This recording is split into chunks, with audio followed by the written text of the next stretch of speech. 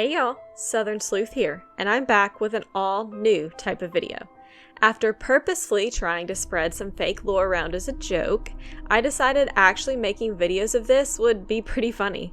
It deviates from my usual analysis content, so let me know what you think about it in the comments below.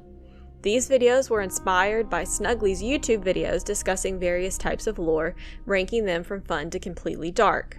Instead of doing these by categories, I'm going to do them by game because it avoids me forgetting to put specific spoiler warnings. Speaking of, here is your spoiler warning. There will be major plot points discussed in this, including who the culprit is. So if you haven't finished Secrets Can Kill, both the original and the remastered, I recommend skipping this video and waiting for the next one. Alright, leave this video in 3, 2, 1. Let's get sleuthin', y'all. Our first fake lore video is all about Jake Rogers, our dead body in this mystery. Or is he? Secrets Can Kill is one of our darkest Nancy Drew games as far as the plot goes. I mean, we have a minor being taken out of this world over less than legal substances. Yikes. But what if that isn't what happened? I mean, that's still the plot. That's still what happened in the game. That's still the mystery that Nancy's trying to solve. But what if it's all one big lie? Although this is our first game, I find it really hard to believe that this is the first case that Nancy's ever solved. I mean, she immediately knew how to solve Aunt Eloise's safe and knows she needs to be careful about who she tells what, and we find out later that she's always ticked off people in her hometown of River Heights by solving mysteries before the police. The fact that Eloise knew she needed to be the one to help solve the case also helps prove that Nancy is likely already known for her mystery-solving skills. Keep that in mind. It's also fair to assume that the students are not the only ones Jake had been blackmailing. I mean, if you're willing to blackmail someone about, you probably don't just stop at the little things. So, what if Jake had been blackmailing people for a few years, including some high-profile people like a mayor or a bank owner? With enough time, Jake could have amassed a small fortune. I mean, it was his plan to retire at 17 and buy Dread Isle. What if he succeeded? However, as we know, if you ever watch any sort of true crime, sometimes you can think you got away with something for years. And eventually one day it catches up to you. One of the best ways to make sure that he never gets caught is to make everyone think he's gone.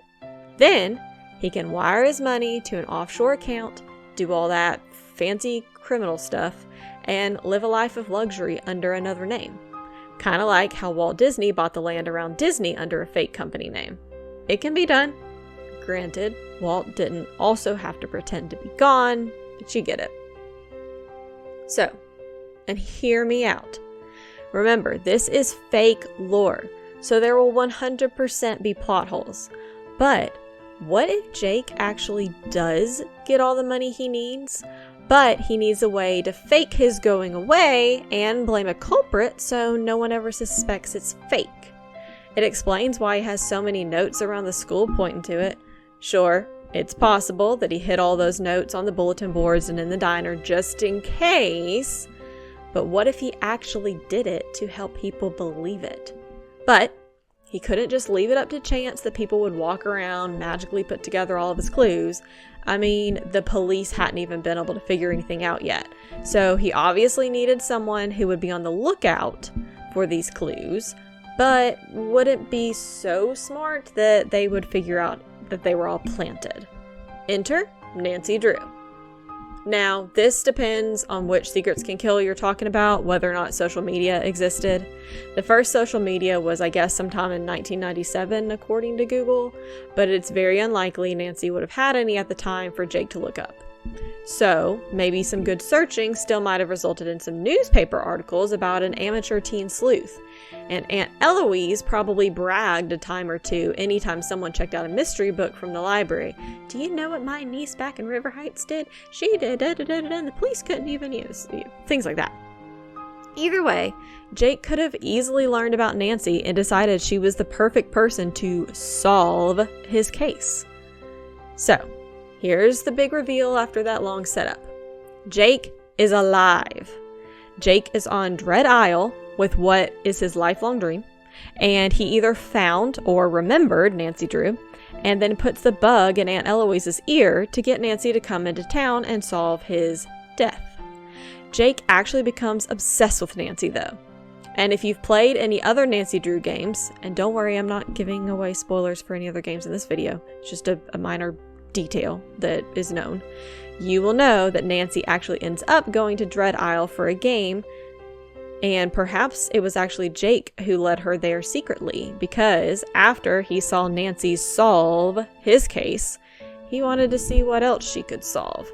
What if every Nancy Drew game is just Jake Rogers, the now billionaire, setting up fake mysteries for Nancy to solve, and they have all been paid actors this whole time, and we've been falling for it for 34 games? Maybe that's what the case of the missing clue is all about. Instead of my theory that it's Sunny June setting up an escape room / murder party that they can't find the last clue to get out of, it's actually Jake Rogers the whole time. Except this time, Nancy actually figures it out. Boom! Mind blown. How's that for some fake lore? Also, don't think I forgot about the other characters. Aunt Eloise is married per the wedding photo between her two couches. However, she's still carrying her maiden name. So, she's a Black Widow. That's the only explanation. How does she have that nice house as a librarian who never actually shows up to the school at all?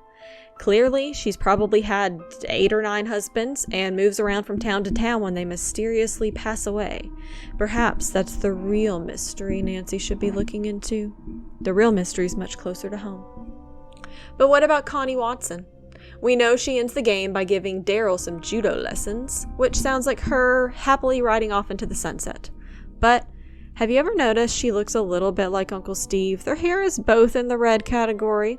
What if he is her uncle, and that's how he came up with the alibi, and Jake actually pays Uncle Steve to fall...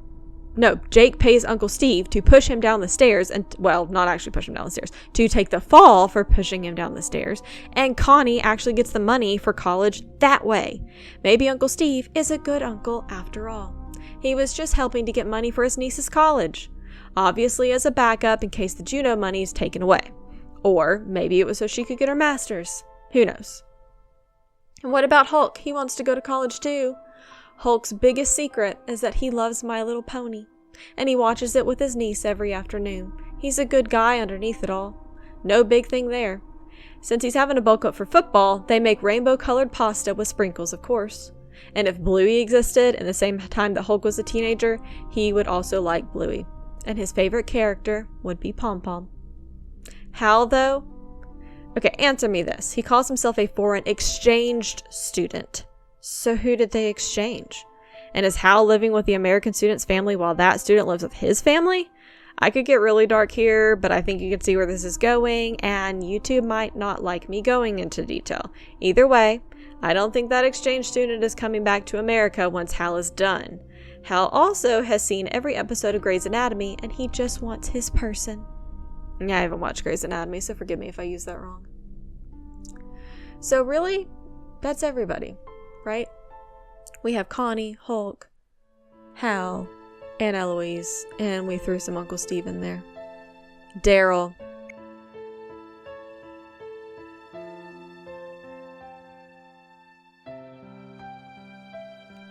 Daryl, that's easy. He's replaced between the original and the remastered by a robot with really, really bad rubber as its fake skin. That's why he looks as creepy as he does. Case closed. Thank you for coming to my first ever fake lore video. Please remember that there will be plot holes as this is fake, fake, fake. Did I mention this is fake? If you liked this video, consider giving it a like and giving me a follow. You can also find me on Instagram under the same name. Thanks for sleuthin', y'all.